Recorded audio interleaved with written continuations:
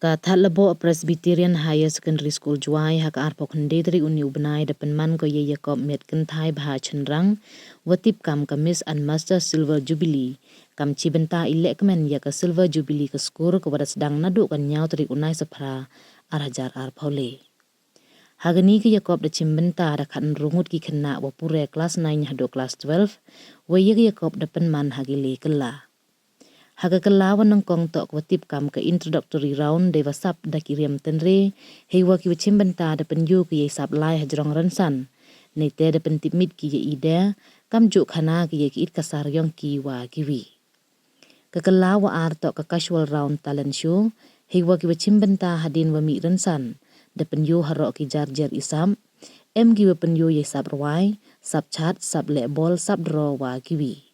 We hagani hi ke juk kekela da jit ya khat arngut ki yubi yang upsia cha ka kala wa khado na mo ka final round de wa kan tait sungut wa kan thop ya arngut ki kan thai wa arngut ki chenrang nei te ha ka kala wa khado wan ka watip kam ka question answer round formal attire da em ikli yukli na ki wa bichar we jubab na ki wa chimbenta kam te hadin i bichar liang wanang da ki wa bichar na waro le kala da pen banaya ki wa yo ye na miss and master silver jubilee wa de yo da ka mary graceful pakma wa leonard khairim mujan ye na miss and master talented de yo da iwala hun shisha yakai wa uri bai dakar kad wa ye na miss and master personality de yo da irina sungo wa leonard khairim mujan kamu pen ken mo ne liang ka skor Thadlaboh Presbyterian HS School juai chua ka ni ka sngi de depan man ko chibun ki jat yakob wa pher kam chibenta ka silver jubilee.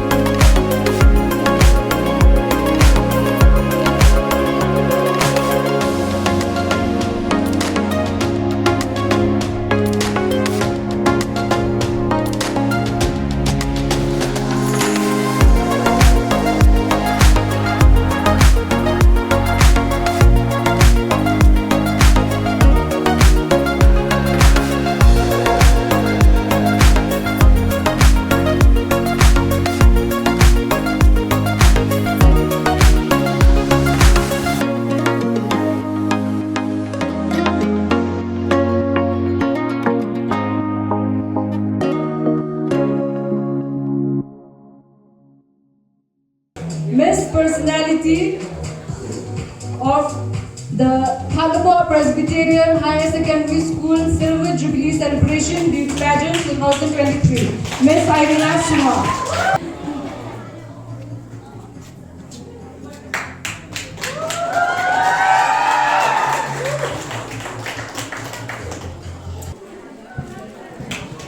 Miss.